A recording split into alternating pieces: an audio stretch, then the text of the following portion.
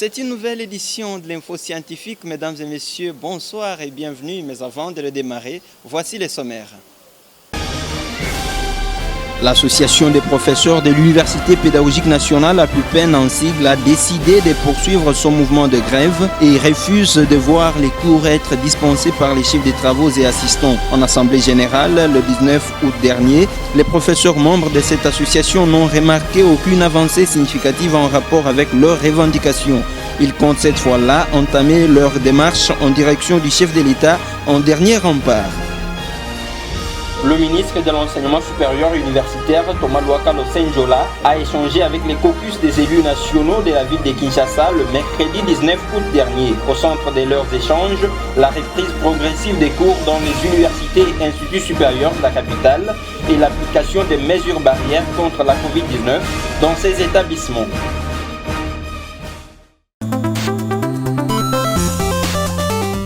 Encore une fois de plus, bienvenue à tous et à toutes. Le ministre de l'Enseignement supérieur universitaire, Thomas Luaka Losenjola, a échangé avec les caucus des élus nationaux de la ville de Kinshasa le mercredi 19 août dernier. Au centre de leurs échanges, la reprise progressive des cours dans les universités et instituts supérieurs de la capitale et l'application des mesures barrières contre la Covid-19 dans ces établissements. Regardez. La reprise progressive des cours dans les établissements d'enseignement supérieur universitaire et l'application des gestes barrières contre la pandémie à coronavirus par ceux-ci ont constitué la matière au menu de l'entretien entre le ministre de l'ESU, Thomas Luaka Losenjola, et les caucus des élus nationaux de la ville de Kinshasa. Ces représentants du peuple sont sortis de ces échanges rassurés des renseignements obtenus auprès de l'homme qui fait du relèvement de l'ESU son cheval de bataille. Les zones d'ombre qui étaient nôtres avant de franchir ces bureaux sont entièrement dissipées. Personne ne va me contredire si je dis que c'est un des ministres qui a sa place. C'est normal, nous, députés nationaux de Kinshasa, que nous l'accompagnons. Il y a de temps en temps des problèmes de communication qui se posent. C'est pour cela qu'il y a peut-être des problèmes. Mais s'ils s'organisent de ce côté-là, je crois que tout sera clair, aplani. Nous avons aussi parlé du relogement des étudiants de l'UNIKIN. Mais au-delà de tout, il y a un élément important qui doit être souligné, c'est que nous appuyons l'idée de l'organisation des états généraux de l'enseignement supérieur. Les cas de revendications ayant conduit aux grèves, ça et là, ont également été évoqués. Thomas Luaka a expliqué aux députés quinois l'origine et l'évolution du phénomène manque à gagner est trop perçu. Comme annoncé dans les sommaires de cette édition, l'Association des professeurs de l'Université pédagogique nationale, la PUPEN en sigle, a décidé de poursuivre son mouvement de grève, déjà décrété, et refuse de voir les cours être dispensés par les chefs des travaux et assistants. En assemblée générale, le 19 août dernier, les professeurs membres de cette association n'ont remarqué aucune avancée significative en rapport avec leurs revendications. Ils comptent cette fois-là entamer leur démarche en direction du chef de l'État en dernier rempart. Ils l'ont dit dans leur communiqué de presse, lu par le président de la PUPEN, le professeur Raoul Ekwampok. Après échange et délibération, l'Assemblée générale extraordinaire des professeurs de l'UPEN a pris les décisions suivantes. Primo, n'ayant constaté aucune avancée significative en rapport avec leurs revendications, l'Assemblée générale des professeurs de l'UPEN a décidé de poursuivre la grève et refuse de voir les cours être dispensés par les assistants et chefs des travaux. Secundo, s'agissant des démarches de l'Assemblée générale extraordinaire de la PUPEN, encourage son comité exécutif à entamer celle-ci en direction du président de la République, chef de l'État et dernier rempart. Consommation de l'énergie électrique et pauvreté des ménages urbains en République démocratique du Congo, c'est l'intitulé de la thèse de doctorat du chef des travaux Condé Jean-Paul de la faculté des sciences économiques et de gestion de l'UNIKIN. La thèse a été soutenue le jeudi 20 août dans la salle de promotion Monseigneur Luc Gillon. Un nouveau-né dans les rangs des productions scientifiques, il s'agit de l'ouvrage du professeur Bouguémé Chiraba Jérôme, intitulé « Alternatives efficaces face à la crise de l'éthique engendrée par les mœurs actuelles, analyse socio-religieuse et morale, expérience de la RDC à travers la planète Terre ». Cette œuvre scientifique publiée aux éditions La Plume Serge a été baptisée par le directeur des cabinets du ministre de l'Essu, le professeur Barthélemy Pangadianga. À la même occasion, l'auteur a été décoré médailleux de bronze pour ses 20 ans de carrière dans l'enseignement. Après avoir été élevé au rang de professeur d'université, le professeur Bouguémé Chiraba Jérôme, directeur général de l'Institut supérieur de gestion de Kinshasa, compte des ouvrages dans ses productions scientifiques. Les récents ouvrages intitulés « Alternatives efficaces face à la crise de l'éthique engendrée par le MERS actuel, analyse socio-religieuse et morale, expérience de la RDC à travers la planète Terre » a été publié aux éditions La Plume Serge. Cette œuvre scientifique de 224 pages répartie en 4 chapitres révèle que l'éducation à la langue maternelle et aux langues nationales est un élément moteur en partant des réalités propres à nos peuples pour transformer leur milieu. D'où il faut utiliser les langues africaines par lesquelles on peut instruire les messages et leur communiquer les méthodes et techniques culturelles.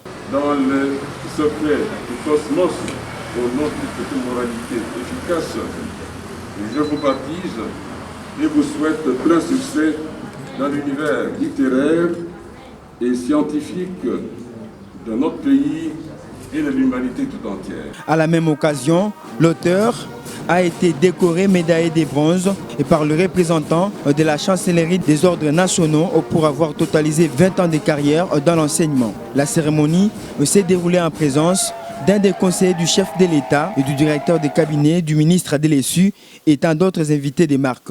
Il y a eu une cérémonie à 2 caractères aujourd'hui.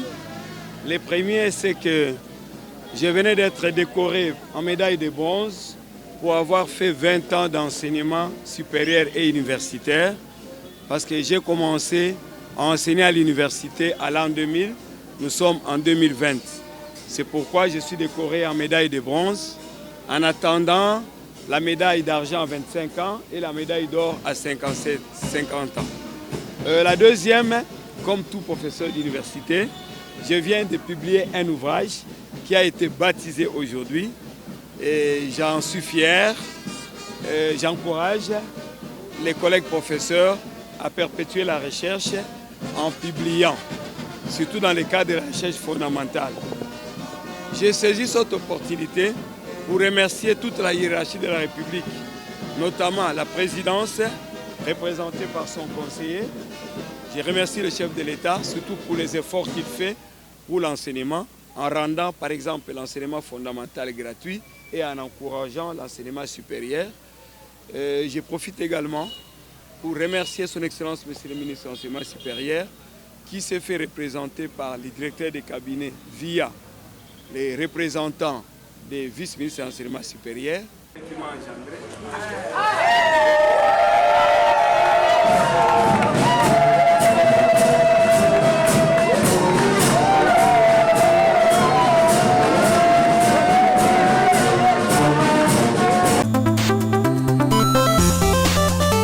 Découvrez à présent l'Université Progrès Kinshasa-Est et l'Institut supérieur des sciences infirmières et communautaires, 2 établissements de l'Essu qui dispensent une formation de qualité, surtout aussi bénéfique pour les étudiants résidant la partie Est de la ville-province de Kinshasa, car ils se voient épargnés du casse-tête des embouteillages et de l'absence des transports en commun tant déplorés.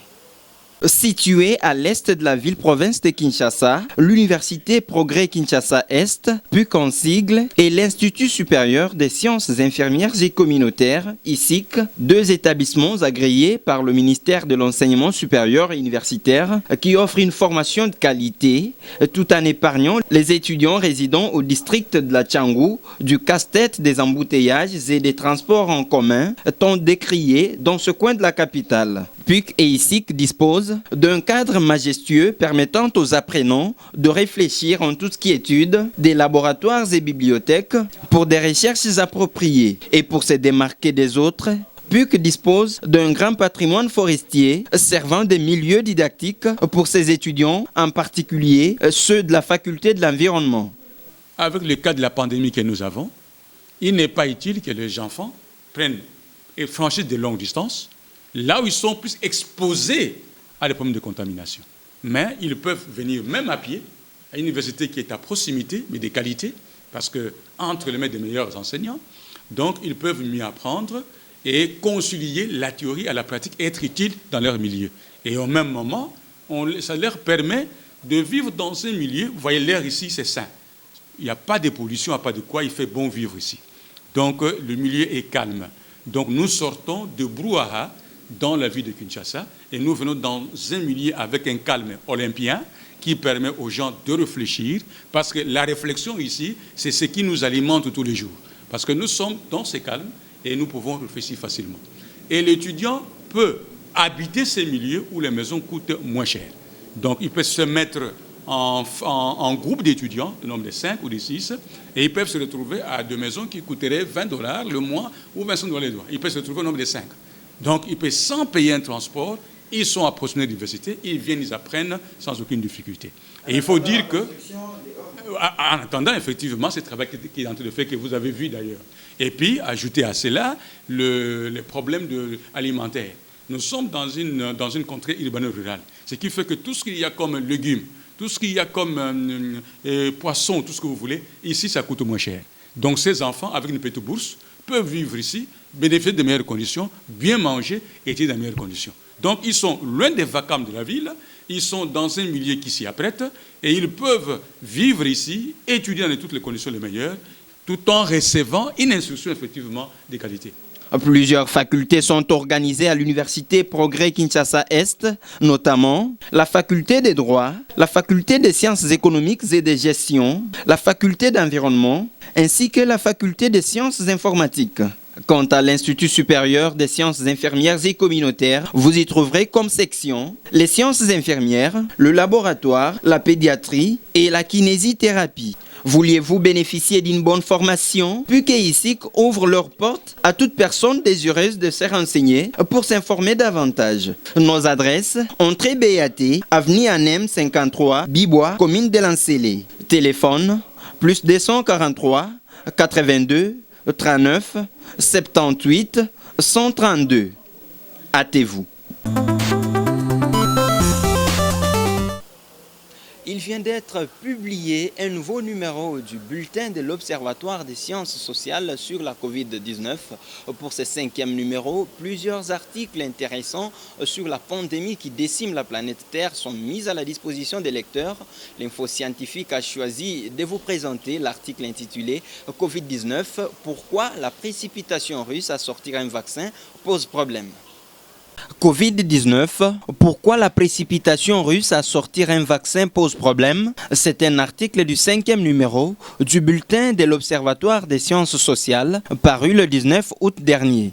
Pour les auteurs de cet article, le mardi 11 août, Vladimir Poutine, président de la Russie, avait annoncé que son pays était le premier à avoir enregistré un vaccin contre le nouveau SARS-CoV-2 à l'origine de la pandémie de Covid-19. L'article mentionne qu'au vu des premiers essais cliniques, rien n'indique que ces vaccins, baptisés Sputnik, protègent réellement, car les études de phase 3, qui nécessitent des milliers de volontaires pour démontrer l'efficacité d'un vaccin et de détecter les effets secondaires rares, n'ont pas encore été réalisés. Aux auteurs de poursuivre que de nombreux scientifiques ont exprimé leur inquiétude quant au fait que le vaccin pourrait bientôt être utilisé dans le cadre des grandes campagnes de vaccination civile. Mais quels sont les risques pour une telle démarche précipitée, les auteurs de l'article préviennent que si nous essayons de participer à la course contre la Covid-19 sans tenir compte de toutes les épreuves imposées, nous risquerons de nous retrouver avec un vaccin qui n'aura pas été correctement testé, ce qui pourrait s'avérer non seulement dangereux, mais aussi contraire à l'éthique. Dans ce cas, la défaite serait totale.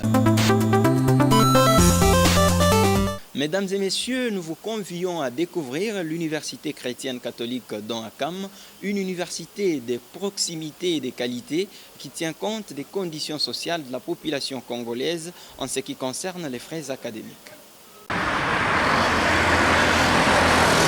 Agréé par l'arrêté ministériel numéro 372 du 7 août 2019, l'Université chrétienne catholique d'Ouakam, leader de la pédagogie de la réussite, organise 6 facultés à savoir la faculté des sciences informatiques, la faculté des sciences de la santé, la faculté des sciences économiques et de gestion, la faculté des droits, la faculté des sciences de l'information et de la communication, ainsi que la faculté des sciences sociales, administratives et politiques.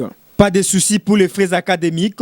L'Université chrétienne catholique d'Ouakam fixe $100 pour les étudiants des classes de recrutement, $150 pour les 2e et 3e graduats et $180 pour la première et 2e licence. L'Université chrétienne catholique d'Ouakam, université de tous, université pour tous, qui s'emploie, comme on dit, à favoriser la formation intégrale de tout homme et de tout l'homme, comme le dit bien l'Église catholique, à laquelle, si vous voulez, nous appartenons en tant que communauté, en tant que chrétiens.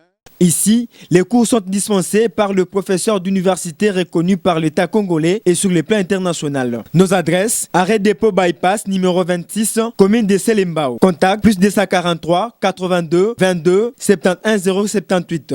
Hâtez-vous.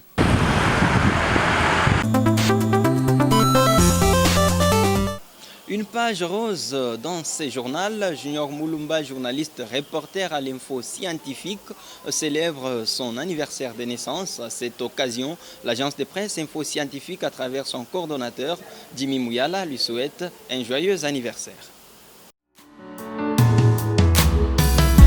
Aujourd'hui c'est ton jour, happy birthday. Tout le monde à la maison, happy birthday. Avec moi nous fêtons, happy birthday. C'est maintenant ton moment, happy birthday. Aujourd'hui c'est ton jour, happy birthday. Tout le monde à la maison, happy birthday. Woo woo woo woo, happy birthday. Woo woo woo woo, happy birthday. Personne ne peut oublier, c'est pas juste pour les billets. Aujourd'hui c'est ton jour, c'est ton meilleur jour pour briller. Il faut chanter, faut crier, il faut danser, faut prier. Aujourd'hui c'est ton jour, des messages d'amour par milliers. Et t'auras toute la nuit, et plus rien ne compte. T'auras encore toute la nuit.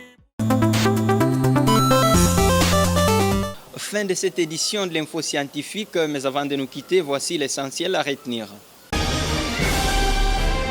L'association des professeurs de l'Université pédagogique nationale à Pupen en sigle a décidé de poursuivre son mouvement de grève et refuse de voir les cours être dispensés par les chefs de travaux et assistants. En assemblée générale le 19 août dernier, les professeurs membres de cette association n'ont remarqué aucune avancée significative en rapport avec leurs revendications. Ils comptent cette fois-là entamer leur démarche en direction du chef de l'État en dernier rempart. Le ministre de l'Enseignement supérieur universitaire, Thomas Louaka Losenjola, a échangé avec les caucus des élus nationaux de la ville de Kinshasa le mercredi 19 août dernier. Au centre de leurs échanges, la reprise progressive des cours dans les universités et instituts supérieurs de la capitale et l'application des mesures barrières contre la Covid-19 dans ces établissements.